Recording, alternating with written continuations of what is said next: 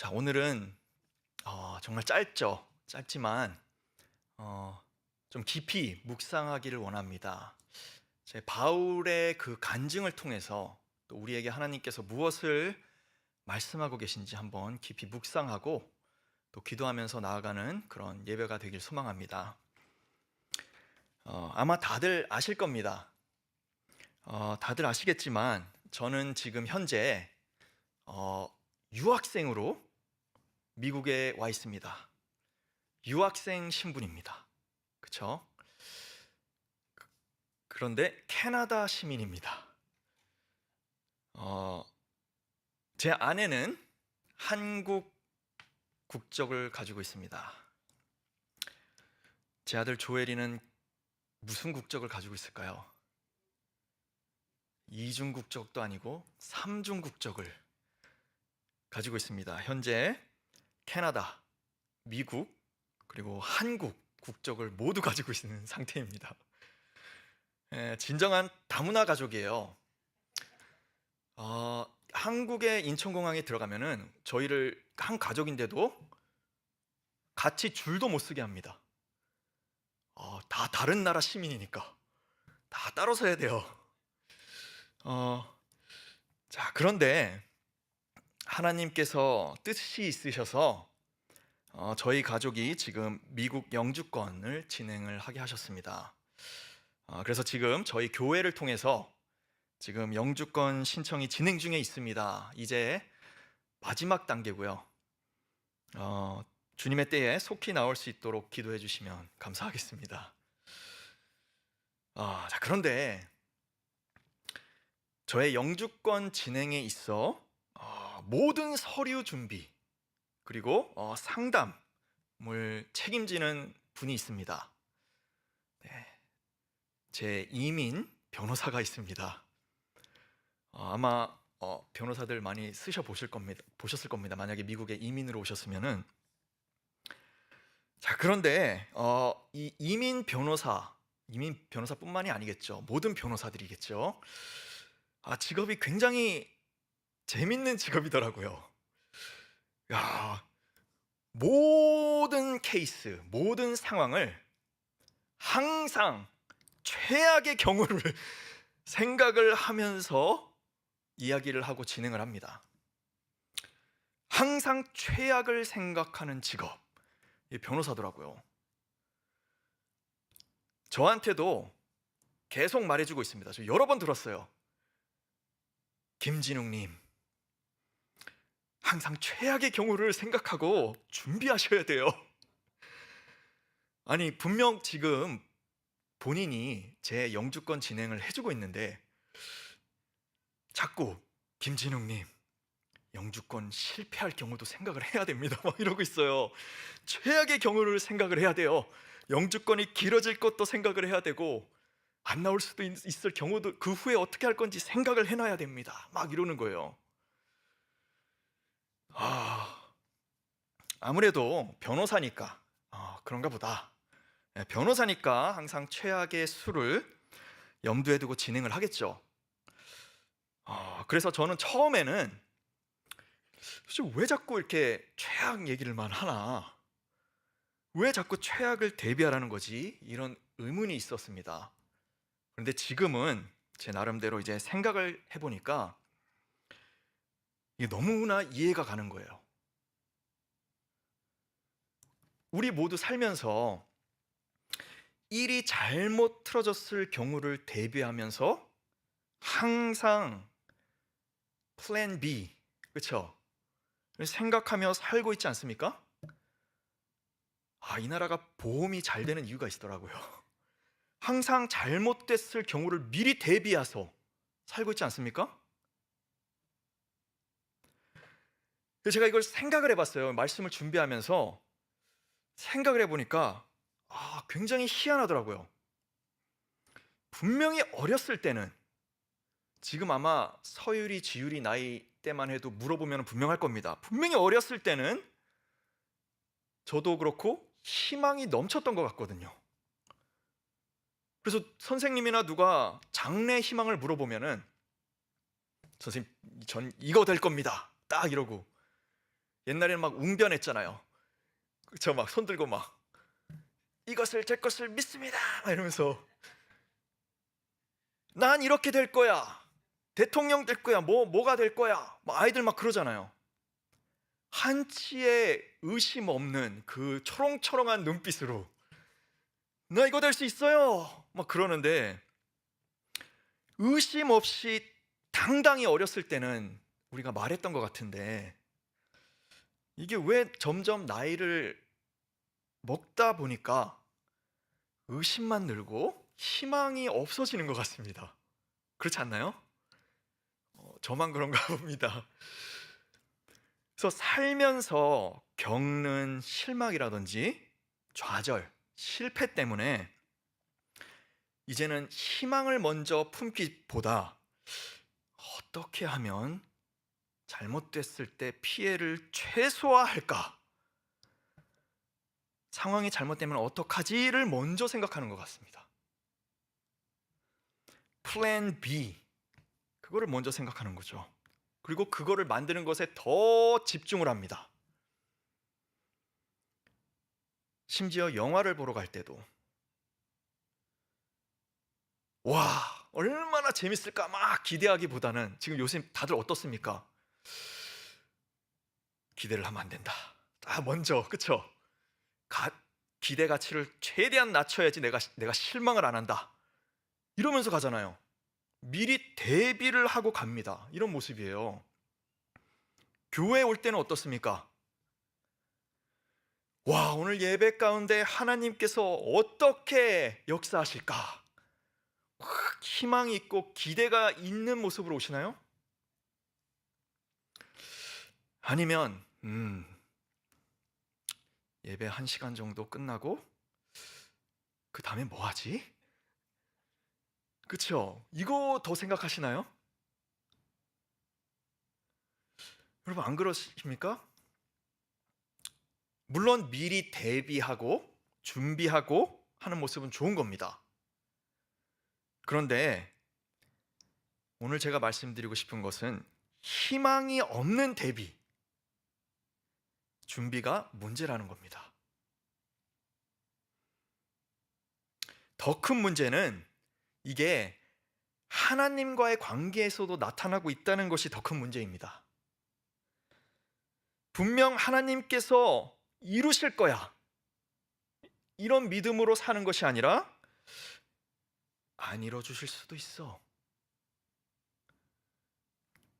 플랜 B, 그쵸? 안 이뤄 주실 경우를 더 많이 생각하고 대비하며 삽니다. 물론 우리는 하나님의 생각을 다 알지 못합니다. 우리가 찬양도 했잖아요. 그렇죠? 내 생각보다 더 크신 하나님의 생각 다 알지 못해요. 그래서 내가 하나님의 뜻을 잘못 이해할 경우도 있고 완전히 이해하지 못할 경우도 있습니다. 그래서 대비할 수 있어요. 하지만 하나님을 향한 희망은 있어야 되지 않겠습니까? 여러분 한번 오늘 잘 생각해 보시길 원합니다. 정말로 여러분의 삶 가운데 하나님을 향한 희망이 있으십니까?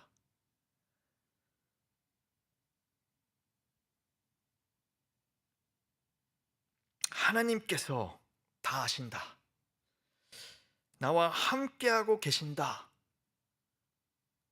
우리가 이런 말들을 종종 자기 위로하려고 쓰는 것 같아요. 그런데 자기 위로를 뛰어넘어서 정말로 하나님께서 내 상황 가운데 준비하신 뜻이 분명히 있을 것이다 라는 희망을 가지고 살고 계십니까? 아니면 내가 직면한 상황을 생각하면 걱정, 의심, 이런 것들이 먼저 앞서십니까? 하나님 믿어요 하면서 사실은 하나님께서 마치 안 계신 것처럼 최악의 경우를 대비하면서 살고 계십니까? 우리 오늘 말씀을 보면서 바울의 이 짧은 간증을 통해서 한번 우리의 생각을 바꾸고 돌아보길 원합니다. 자, 오늘 말씀을 보겠습니다. 자, 오늘 말씀은 이제 사도 바울이 예루살렘에 가서 붙잡히게 되죠. 유대인들한테 붙잡히게 돼서 최초로 변론을 하는 내용입니다. 자기의 디펜스를 하는 내용이에요. 우리가 잘 알듯이 바울은 지금까지 몇 번이고 예루살렘에 가는 것을 만류받았습니다. 그렇죠? 성도들이 걱정했습니다. 바울, 예루살렘에 가면 안 됩니다. 큰일 납니다. 그럼에도 불구하고 바울은 예루살렘에 갑니다. 이유는 너무나 간단했죠. 그것이 하나님의 뜻이기 때문에 갔습니다. 참 이상하지 않습니까? 바울을 향한 하나님의 뜻이 예루살렘에 가서 붙잡혀서 고난받고 로마로 압송되는 것이었습니다. 머리로는 이해가 안 가겠죠. 잘 안 가죠. 왜 하나님께서 사랑하는 나를 고난 속으로 던져 넣으실까? 내가 뭘 잘못했을까? 왜 나를 힘들게 만드실까? 우리도 이렇지 않습니까? 무슨 문제가 생기면 하나님께서 왜 이러실까? 그리고 점점 마음속에 알게 모르게 의심이 들 때가 있지 않습니까? 하나님께서 정말 나를 지켜주시는 거 맞나? 이러면서 준비해야 될 것 같다. 그렇죠? 내가 알아서 좀 뭘 준비를 해놔야 되겠다. 이런 마음. 그 문제 안에 그리고 그 고난 속에 있는 하나님의 뜻과 이끄심은 생각하지도 않고 이거 어떻게 해야 되지? 이거부터 우리 생각부터 먼저 이렇게 하는 모습. 어쩔 때는요, 저는 몇 번 그래 봤습니다. 솔직하게 말씀드리면 무슨 문제가 생기면 심지어 하나님께서 나를 혼내시나 보다, 나를 싫어하시나 까지도 생각을 해봤습니다. 그렇지 뭐 내가 뭐라고 하나님께서 도와주시겠어, 이렇게 생각도 해봤습니다. 그런데 오늘 바울을 보니까 바울은 그러지 않았습니다. 머리로는 이해가 되지 않아요. 그런데 바울은 마음으로 믿었습니다. 분명 하나님의 뜻이 있으실 것이다. 이 고난을 통해 원하시는 뜻이 있으실 것이다. 그러니까 사람들의 만류에도 예루살렘을 가는 겁니다. 그리고 붙잡히고 고난받죠. 이러한 상황 가운데서도 우리가 분명히 알 수 있는 것은 바울은 의심을 하지 않았다는 겁니다. 이게 정말 맞아? 다른 수를 생각해 봤어야 되나? 바울은 이런 생각을 했다라는 정황이 전혀 성경에 없습니다. 오히려 이 상황 가운데서 하나님께서 무엇을 원하실까를 먼저 생각한 것 같아요. 이것을 어떻게 우리가 알 수 있습니까? 바로 오늘 본문에서 바울이 사람들 앞에서 자기 변론을 하고 있는 것을 우리가 알 수가 있죠. 우리가 변론이라고 하면은 디펜스. 그럼 이게 무엇입니까? 내가 왜 죄가 없는지, 내가 왜 잘못이 없는지, 이거는 어떤 오해인지 자기를 변호하는 것이 변론입니다. 그런데 바울은 자기 변론할 수 있는 기회에서 무엇을 하고 있습니까? 어떻게 하면 내 혐의를 벗을까 집중했습니까? 어떻게 하면 이 상황을 벗어날까 생각했습니까? 아니죠. 간증을 했습니다. 그가 변론이라고 말한 내용은 결국 본인 간증이었습니다. 어떻게 하면 내가 이 간증으로 복음을 더 전할 수 있을까? 어떻게 하면 하나님의 뜻을 전할까? 이것을 생각한 겁니다. 그는 본인이 처한 힘든 상황 가운데서도 하나님을 의심하는 것이 아니라 하나님을 향한 소망을 품고 있는 겁니다. 내 상황에서 어떻게 하면 하나님을 나타낼까? 어떻게 하면 영광을 돌릴 수 있을까? 이것만을 생각하는 거예요. 여러분, 이것은 하나님을 향한 절대적 믿음 그리고 소망이 없으면 할 수 없습니다. 오늘 이 바울의 간증을 통해 하나님을 향한 절대적 믿음과 소망을 가지고 살기 위해서 우리에게 필요한 딱 두 가지만을 보길 원합니다. 먼저 첫 번째입니다. 첫 번째는 주님이 정확히 어떤 분인지 마음으로 깨달아라입니다. 머리로가 아니에요. 마음으로 깨달아라입니다. 하나님이 어떤 분인지 마음으로 먼저 깨달아야지만이 하나님을 향한 절대적 소망을 가지고 살 수 있습니다. 8절을 다시 보겠습니다. 내가 대답하되 주님 누구시니까 하니 이르시되 나는 내가 박해하는 나사렛 예수라 하시더라. 자, 이 구절은 바울이 다메섹으로 가던 길에 처음으로 예수님을 만났을 때의 간증입니다. 바울은 자기가 믿던 유대교, 무조건 이게 옳다라고 생각을 하고 평생을 헌신하며 살던 사람입니다. 한마디로 말하면 자기가 맞는 거예요. 자기 생각이 맞는 겁니다. 자기 계획이 올바른 겁니다. 그걸 평생 믿고 따랐던 사람입니다. 그랬던 그가 본인이 온 마음과 힘을 다해 부정을 했던 예수님을 만나버린 겁니다. 본인의 삶이 송두리째 뒤집어진 거예요. 여러분, 한번 생각을 해보십시오. 얼마나 혼란스러웠겠습니까? 평생을 가지고 있던 자기 생각, 자기 종교, 자기 믿음, 자기 헌신, 자기 계획이 송두리째 날아가 버린 겁니다. 이제 자기를 더 이상 못 믿는 거예요. 내가 누구지? 이렇게 된 겁니다. 이런 혼란함 속에서 바울이 가장 먼저 한 것이 있습니다. 그게 오늘 8절에 나오죠. 본인을 못 믿으니까 누굴 믿어야 되겠습니까? 예수님을 믿어야 하는 겁니다. 그래서 그는 가장 먼저 묻고 있는 겁니다. 주님, 누구시니까? 이렇게 물었더니 예수님께서 바로 대답해 주십니다. 나는 내가 박해하는 나사렛 예수다. 내가 바로 너의 온 힘과 정성과 온 인생을 다해 부인하던 나사렛 예수다. 내가 이제 너를 불러 쓰길 원한다. 내가 너의 인생의 주인이다.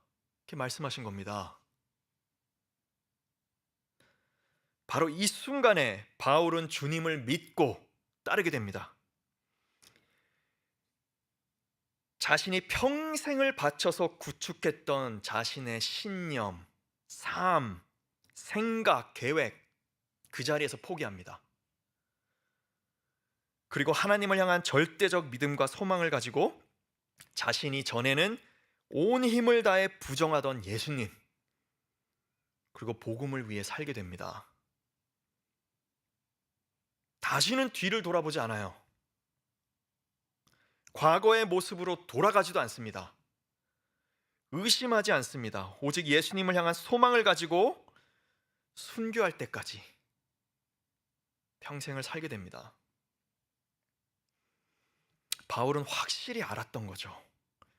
예수님이 누구인지, 그리고 하나님이 누구인지. 삶이 더 나아졌나요? 바울이 삶이? 예수님을 믿고 나서? 삶은 여전히 힘듭니다. 과거보다 오히려 더 힘들죠. 그런데 그의 삶의 목표는 더욱 선명합니다. 어떻게 이럴 수 있습니까? 하나님을 확실히 알았기 때문에 그렇죠. 여러분은 하나님이 어떤 분인지 정말로 아십니까? 머리로 말고 마음으로 정말로 깨닫고 계십니까? 제가 바울이 쓴 다른 말씀을 오늘 이 시간 좀 나누기를 원합니다. 에베소서 1장을 한번 보길 원합니다. 성경이 있으시면 에베소서 1장 16절에서 19절을 한번 보기 원합니다. 바울이 이런 기도를 하고 있습니다. 제가 읽어보도록 하겠습니다. 내가 기도할 때에 기억하며 너희로 말미암아 감사하기를 그치지 아니하고 우리 주 예수 그리스도의 하나님 영광의 아버지께서 지혜와 계시의 영을 너희에게 주사 하나님을 알게 하시고 너의 마음에 눈을 밝히사 그의 부르심의 소망이 무엇이며 성도 안에서 그 기업의 영광의 풍성함이 무엇이며 그의 힘의 위력으로 역사하심을 따라 믿는 우리에게 베푸신 능력의 지극히 크심이 어떠한 것을 너희로 알게 하시기를 구하노라. 이렇게 말하고 있습니다.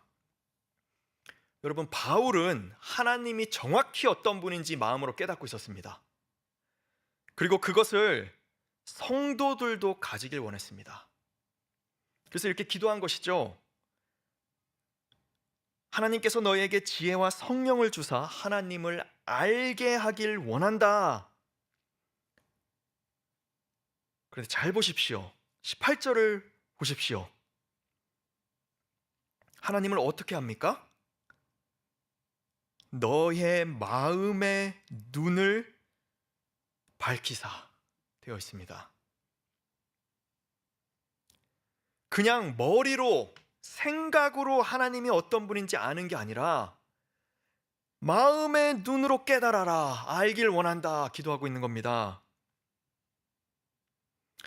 여러분, 머리로 하나님을 아는 것과 마음으로 아는 것은 엄청난 차이가 있습니다. 물론 머리로도 하나님을 아는 지식이 있어야 됩니다.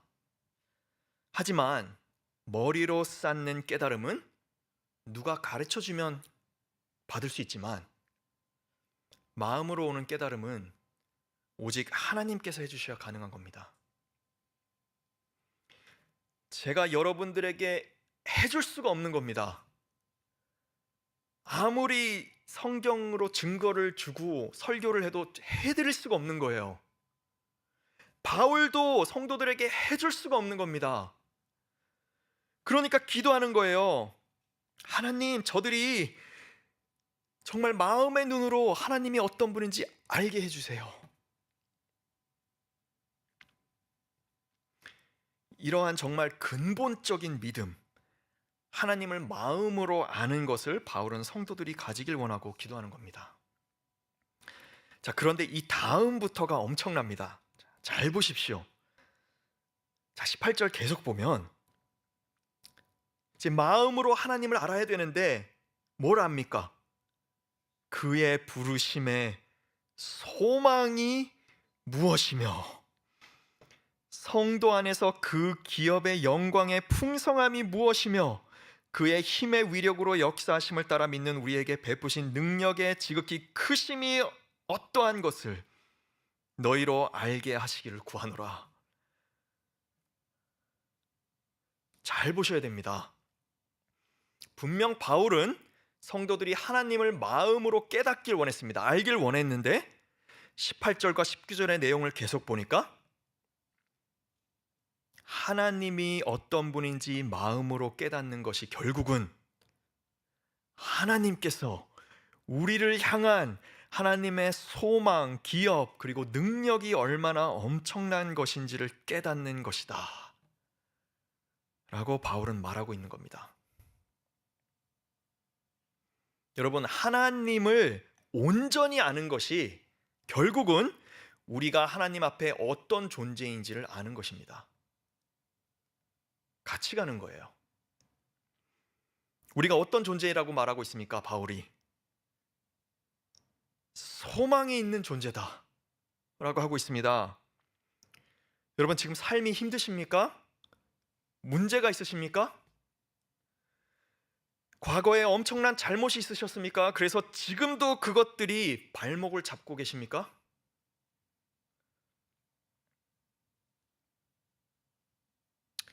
혹시 이런 생각하십니까?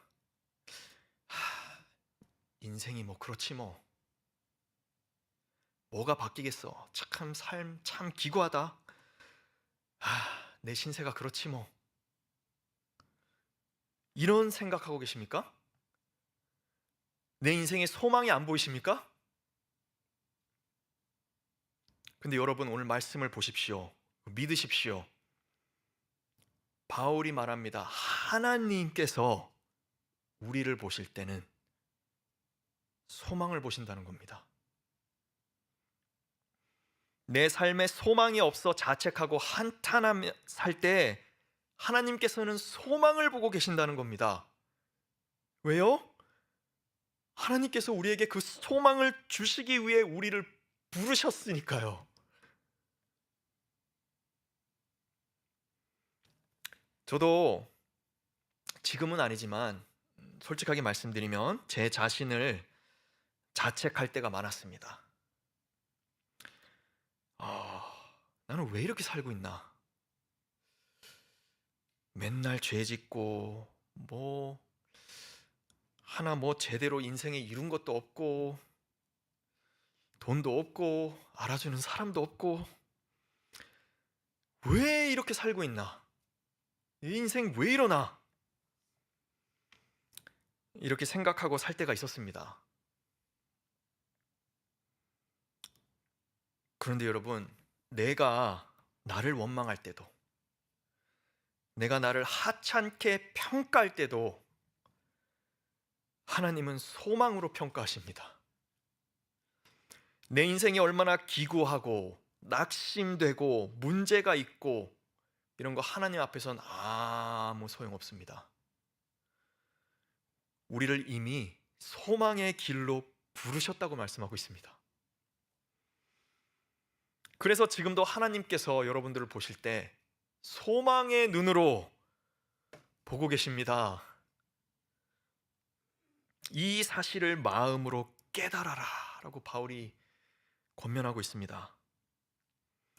그리고 또 바울이 뭘 깨닫길 원합니까? 마음으로.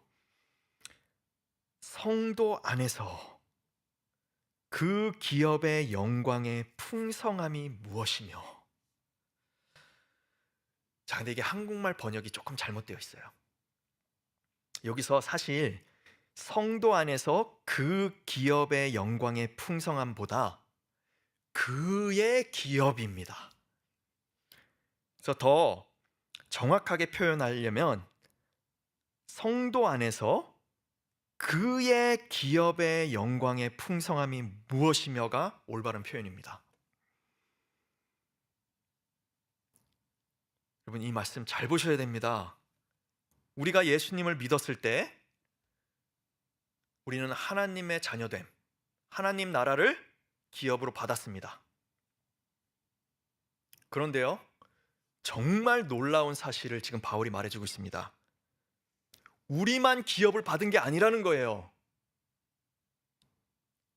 우리가 예수님을 믿었을 때 하나님께서도 우리를 그의 기업으로 삼으셨다는 겁니다. 우리가 예수님을 믿었을 때 하나님의 영광스럽고 풍성한 기업이 되었다는 겁니다. 기업이 뭡니까? 유산이에요. 유산.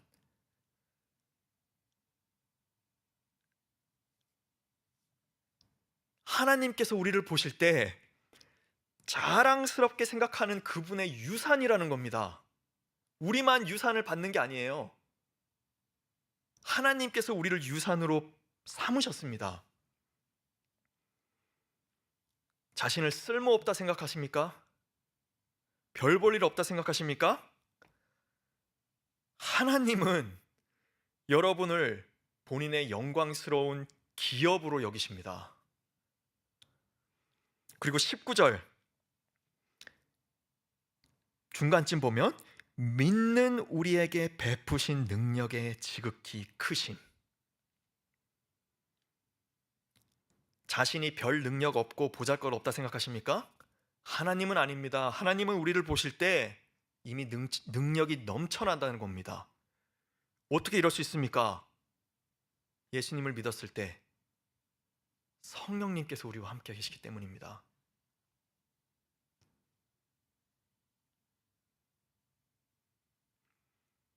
그러니까 저 같은 사람도 설교를 할 수 있는 거예요.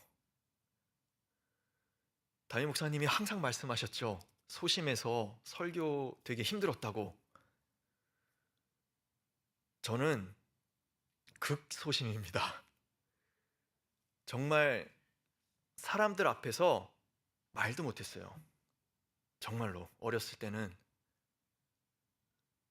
저 처음 설교했을 때 토했습니다. 너무 힘들어서. 그런데 하나님이 이런 연약한 저를 보실 때도 능력 엄청나다 이렇게 보신다는 겁니다. 근데 교회 섬기는 거 힘드시죠? 하나님이 보실 때는 할 수 있다 이렇게 보신다는 거예요. 이렇게 하나님께서는 내가 나를 어떻게 생각하고 있는 것보다 더 크게 생각하고 계십니다. 하나님의 부르심은 우리가 생각하는 것보다 더 크십니다. 이것을 제발 마음으로 깨달으라는 겁니다. 그만 자신을 폄하하고 하나님의 생각과 말씀을 믿으라는 겁니다. 바울이 예수님을 처음 만났을 때 이것을 가장 먼저 했던 거예요. 하나님 안에서 자신이 이제 어떤 존재인지 마음으로 깨달아 버리니까 자신의 과거가 청산이 되는 겁니다. 자신의 과거가 발목을 잡지 않는 겁니다. 아무리 자기가 예수님 앞에서 엄청난 죄를 지은 존재였을지언정 이제 예수님을 위해 살 수 있는 겁니다. 어떻게 그럴 수 있습니까? 이제 예수님을 믿으니까 하나님께서 본인을 얼마나 소망이 있는 기업으로 보시고 계신지를 깨달았으니까 가능한 겁니다. 그래서 자신이 가장 먼저 한 질문, 주님, 누구이십니까? 이게 깨달아지니까 다음 질문이 가능하게 되는 겁니다. 오늘 본문 10절이었죠.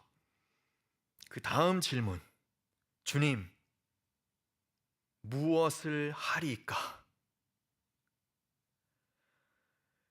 이것이 바로 하나님을 향한 절대적 믿음과 소망을 가지고 살기 위해 우리가 가져야 될 두 번째입니다. 바로 하나님의 뜻을 생각하며 사는 것입니다. 여러분, 우리가 진정 하나님을 깨닫게 되면 더 이상 내 인생 왜 이러지? 뭐가 이렇게 돌아가지? 어떻게 살지? 걱정 안 하게 됩니다. 오히려 주님, 내가 무엇을 할까요? 제 상황에서 주님께서 원하시는 것이 무엇입니까? 이렇게 여쭙게 되는 겁니다. 관점 자체가 바뀌어 버리는 거예요. 더 이상 플랜 B 이런 거 없습니다. 내가 나를 어떻게 생각하는지, 내 삶에 대해 어떻게 생각하는지 더 이상 중요하지 않습니다. 하나님께서 나를 어떻게 생각하는지가 중요한 거죠. 그러니까 바울이 물을 수 있는 겁니다. 바울이 이걸 몰랐다면 솔직히 자기가 얼마나, 본인도 고백을 하잖아요. 나는 죄수 중에 죄수였다. 이런 죄를 지은 사람이 감히 어떻게 갑자기 예수님을 섬깁니까?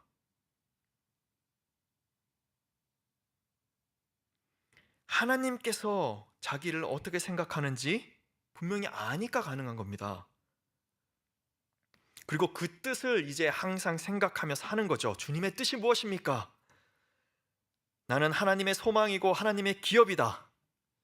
분명 그 어떤 상황에도 하나님께서 나를 지키시고 이끄신다. 이 하나님을 마음으로 깨달으니까 어떤 상황에서도 잘못되면 어쩌지? 이것보다 하나님 무엇을 원하십니까? 먼저 구해지는 게 당연하게 되는 거예요. 바울은 예수님을 만나고 정말로 하나님의 뜻만을 생각하며 살았습니다. 그러니 자신의 변론 기회에도 하나님의 뜻을 전하는 간증을 하게 되는 거죠. 자기 어떻게 되든지 상관없다는 겁니다. 여러분, 힘든 상황 가운데 계십니까? 그 안에 계신 하나님의 뜻과 인도하심을 구하십시오. 혹은 반대로 삶의 상황이 지금 너무 좋으십니까? 할렐루야. 그 안에 계신 하나님의 뜻을 구하십시오. 어떤 상황에서든 반드시 하나님께서 자신의 뜻대로 우리를 이끄실 것입니다. 말씀을 맺겠습니다. 여러분, 요즘 개인주의가 팽배합니다. 그래서 우리는 우리의 생각, 우리의 감정을 너무 믿고 있고 존중합니다. 그러면 안 됩니다. 하나님의 생각은 우리 생각과 비교할 수 없습니다.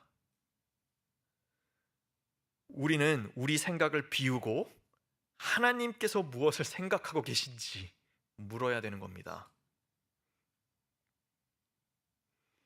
하나님께서 나를 어떻게 생각하고 계신지를 마음으로 깨닫는 것이 바울은 하나님을 아는 것이다 라고 말했습니다.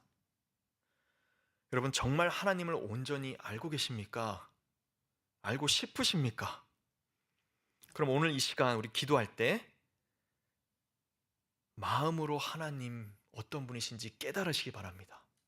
내가 하나님 앞에서 어떤 존재인지 깨달으시기 바랍니다. 내 생각을 믿지 마십시오. 우리는 하나님 앞에서 죽은 존재들인데 내 죽은 감정, 내 죽어야 되는 생각 믿는 것이 그게 무슨 이득이 있습니까? 하나님 생각을 믿으십시오.